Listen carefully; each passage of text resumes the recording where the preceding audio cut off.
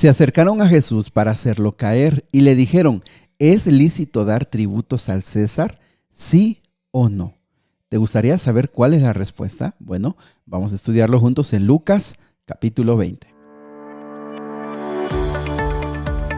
Nuevamente, bienvenidos amigos y amigas a Momentos de Esperanza. Qué gusto saludarles. Bienvenidos a los que se están uniendo a este plan. De veras que nos da mucho gusto que estén aquí. Solamente decirles que esta gran comunidad es para animarte, para motivarte y desafiarte a que tú abras tu Biblia, que tú leas directamente la palabra del Señor y que sea el Espíritu Santo el maestro que te enseñe toda verdad. ¿Sale? Muy bien, pues vamos al capítulo de hoy. Capítulo de hoy muy interesante. Y hacemos un repaso, ya que todo lo que el capítulo de hoy menciona ya lo estudiamos y un poquito a profundidad, porque casi todo se encuentra en Mateo, en Marcos. Muy bien, del versículo 1 al versículo 8 se acercan para cuestionar la autoridad de Jesús. ¿Por qué haces estas cosas y quién te dio la autoridad?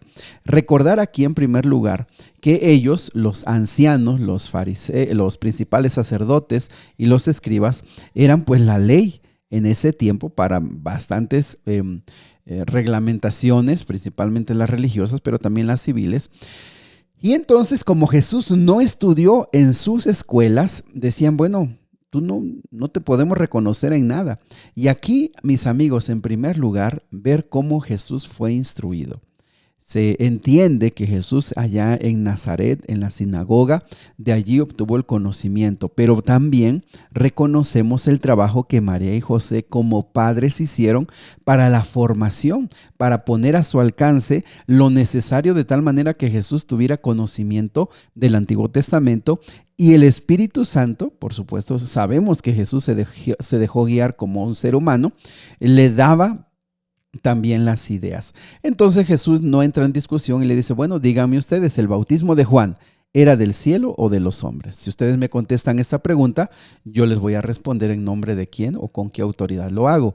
Y fíjense que es muy interesante porque en primer lugar los desenmascara y les hace que se den cuenta a la gente que esos no tienen una pregunta honesta, sincera, como para decir, nos gustaría saber porque si encontramos una verdad, queremos creer en esa verdad. No. Lo que realmente estos querían era entrampar a Jesús. Por eso le dice, bueno, respondan. Y entonces ellos se dan cuenta, caen en la trampa de su propia pregunta, porque ellos dijeron, ellos pensaban, si respondemos que era de Dios, la gente va a decir, ¿y por qué ustedes no creyeron? Y si respondemos que era de los hombres, es decir, que era mundano, que no tenía ningún valor, pues nos van a apedrear, porque la gente creía que Juan el Bautista era un profeta. Mis amigos, muchas veces perdemos tiempo discutiendo o muchas veces perdemos el tiempo en cosas que no nos llevan a nada. Y en este caso, ellos no querían creer en Jesús ni encontrar la verdad. Por eso Jesús mejor los esquiva y sigue usando el tiempo.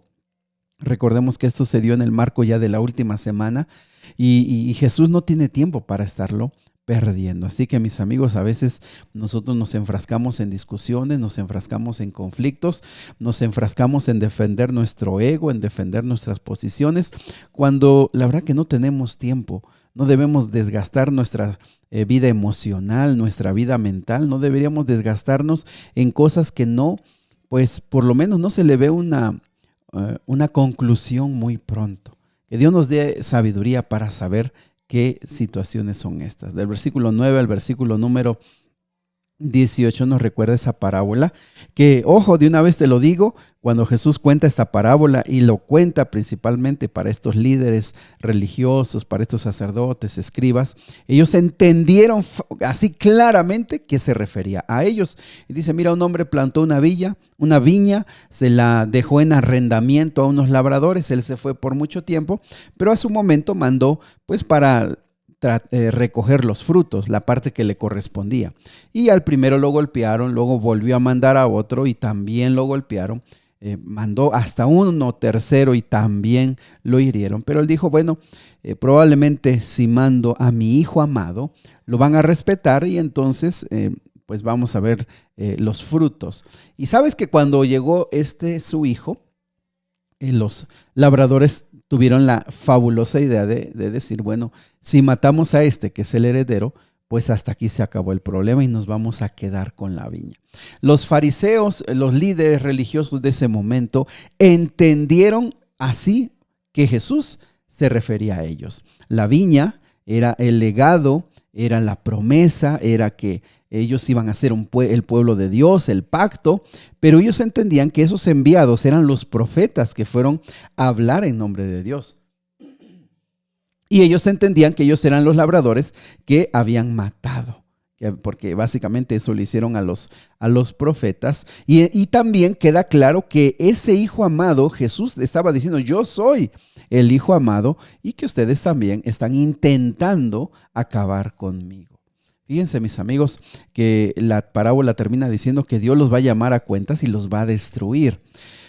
Y qué difícil, amigos, cuando nosotros recibimos algo prestado y llega el momento en que nos sentimos dueños. Eso es bien importante en la vida, reconocer lo que hemos recibido prestado. Ellos se habían hecho dueños del pacto, dueños de la fe, dueños de la religión, y ellos hacían y deshacían como querían, como pensaban, y sobre todo en su fanatismo y en sus ideas cerradas. Y Jesús les dice, lo han recibido prestado, no es de ustedes. Y mis amigos, nuevamente insistir, hay mucho en la vida que Dios nos ha prestado, mucho en la vida que nosotros hemos recibido en calidad de préstamo. No somos dueños. Tristemente, esto sucedió como dijo la parábola. Ellos acabaron con Cristo Jesús sin haber reconocido que Él era el Hijo de Dios. También del versículo 19 al versículo 26 nos recuerda cuando llegaron unos estudiantes. Estos todavía no eran graduados, estos eran estudiantes y llegan a Jesús para buscar la manera de entramparlo. Y podemos ver que estos personajes, estos jóvenes, habían estudiado muy bien a Jesús. De hecho, hasta le hacen una introducción para halagarlo, para reconocerlo, para hacerlo sentir muy grande. Pero recordemos que Jesús sabe y conoce a las personas. Entonces le hacen la pregunta, dijeron, esta es la pregunta. ¿Se puede dar tributo al César, sí o no?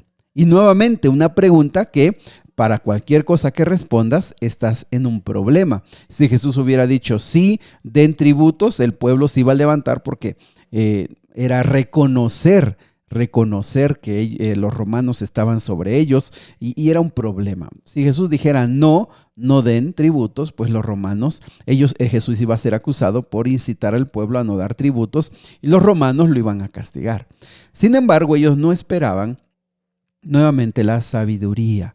Y nuevamente insistir, mis amigos, la vida nos plantea muchas encrucijadas. La vida nos plantea muchos momentos en los que tú tomes decisión A o decisión B, tú vas a tener un problema, te vas a meter en dificultades. Por eso es que es importante cada día orar, cada día ir de rodillas y pedirle al Señor durante el día, Señor, muéstrame tu voluntad, dame sabiduría, Señor, tú me has dado inteligencia, me has dado capacidad, dime qué puedo hacer. Yo quiero hacer lo correcto. Y mis amigos, cuando nosotros nos sometemos a Dios y le pedimos sabiduría, Él nos da inteligencia y nosotros nos sometemos a Dios y podemos salir bien librados. Entonces Jesús le dice, bueno, a ver, muéstrame una moneda. Y uno de ellos saca una moneda y dice, ¿qué ves en la moneda? Pues el rostro de la imagen del César. Entonces Jesús les dice, pues den al César lo que es de César y a Dios lo que es de Dios. Así que básicamente Jesús les da una respuesta que ellos no esperaban, ellos se quedaron maravillados y aparte de la respuesta ellos aprendieron algo de la vida. Mis amigos, en esta vida hay que cumplir con las cosas terrenales, hay que cumplir como Dios manda y como las leyes nos demandan, sin que, por supuesto, violemos los principios bíblicos, pero también en esta vida hay que darle a Dios lo que le corresponde, hay que ser fieles a Dios con lo que nos toca, hay que poner a Dios en el lugar que le corresponde, que es el primer lugar. Así que no solamente se sorprenden de que se descubre su trampa, sino que también se llevan una lección muy importante. Mis amigos,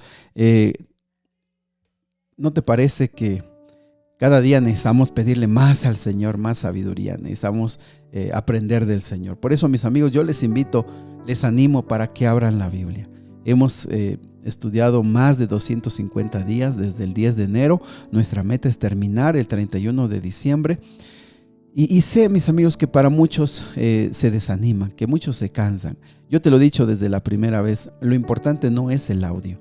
Lo importante es que tú abras la Biblia. Y si después de leer la Biblia, después de orar, quieres escuchar este audio, ánimo, qué bueno, está muy bien. Pero nunca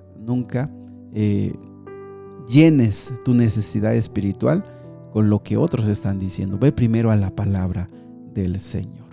Muy bien, vamos a orar. Querido Dios y Padre, esta mañana hay mucho que aprender, mucho que poner en práctica. Por eso esta mañana nos ponemos en tus manos y te pedimos, muéstranos, Señor, tu voluntad, guíanos, danos inteligencia. Ayúdanos, Señor, a ser responsables con las decisiones que debemos de tomar. Danos inteligencia para saber qué hacer cuando no sabemos qué decisión debemos de tomar. Si alguien está triste, desanimado, alguien está pasando por un momento de ansiedad o de depresión, Señor, que tú le muestres una salida que le des la fuerza para levantarse. En el nombre de Jesús. Amén. Que Dios te bendiga, sigue orando. Dios quiere escucharte.